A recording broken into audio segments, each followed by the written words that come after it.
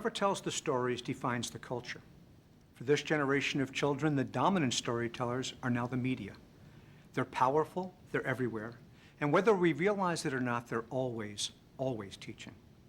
These natural storytellers, television, video games, computers, iPods, cell phones, kids now spend more time with these storytellers than any other activity except sleeping. We visited with a group of children to see the effect that these storytellers could have. 10 years ago, our local Care 11 TV station ran an experiment with the National Institute on Media and the Family to see if kids reacted differently as they watched different kinds of programming. They went to a daycare center and filmed from hidden cameras. First, the kids watched Barney. Hi, everybody. Popular PBS show with the big purple dinosaur. The group of 2 to 5-year-olds was completely drawn in. They sang, marched, and even after the show was finished, played peacefully together.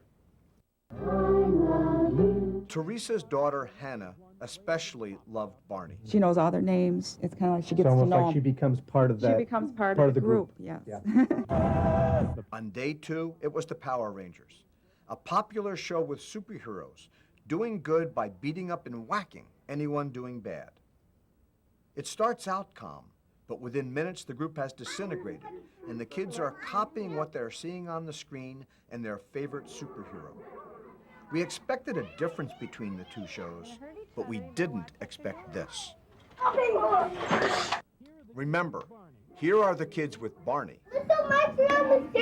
Here are the kids with Power Rangers. Even Hannah, after a time, joins in. The first time I've ever seen that. That was what we found 10 years ago. But would we get the same effect today? Are kids desensitized to media violence and thus affected differently? We didn't know what we would find, but we decided to repeat the experiment. Again, we took our cameras to a local daycare site, hid the cameras, and filmed the kids watching current shows of Barney and then Power Rangers. Just like before, the kids reacted to Barney with, Why does everyone like Barney? Sitting on the table, my blankie feels so soft like a big marshmallow. And which color do you like best? I like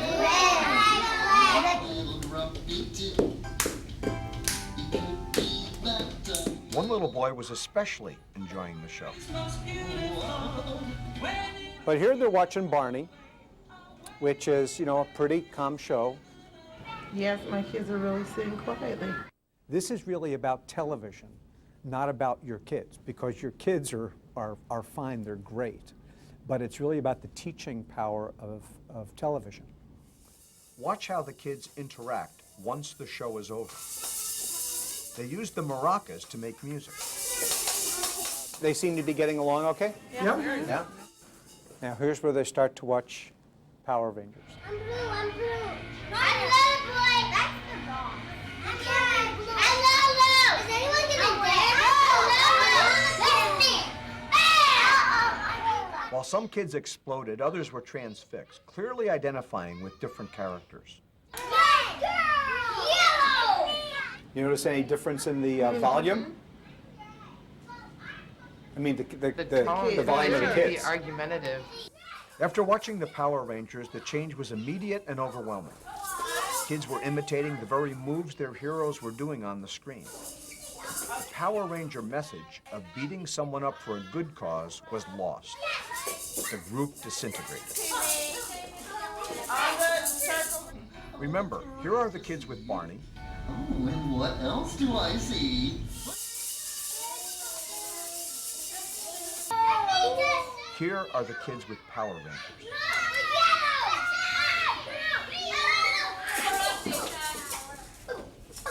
What had been instruments after Barney were now weapons.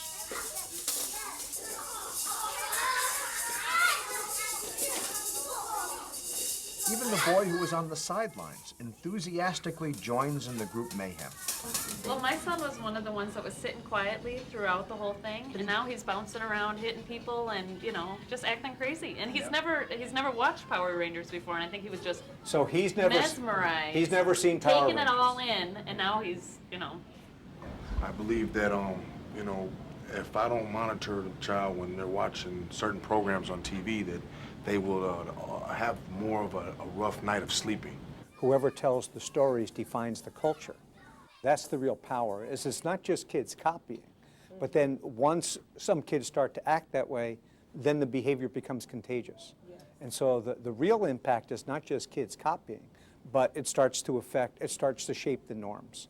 And so even kids who may not have copied then join in because all the other kids are doing it. I took Power Rangers away from my kid because he was play fighting too much. Okay. And they were hurting each other. So you could see it. I didn't realize it at first. The action on the screen carried over to the action in real life, to the extent that you stopped them from watching it. Yep, I took him away. And I would guess for most of us, you know, we don't sit and watch our children watching TV and then observe their behavior remotely like that. And so they may be fussier or crankier or a little more combative than usual, but we probably wouldn't even equate it with the TV watching because, you know, we just think they're hungry or they're thirsty or they're, you know, and they need to get outside or something like that. The cause and effect is probably not as clear in our day-to-day lives as it is to us now watching it here. Right. So what has changed in 10 years? For one, in violent media, the content has gotten more graphic, more intense. That is as true on a Power Ranger screen as any other screen. Think of some of the video games our kids play. What hasn't changed is the way kids learn, by copying what they see. The real power of media is in shaping social norms. Remember, whoever tells the stories defines the culture. Today's electronic storytellers are not only contributing to how our children's brains get wired, they also affect how they act in the real world.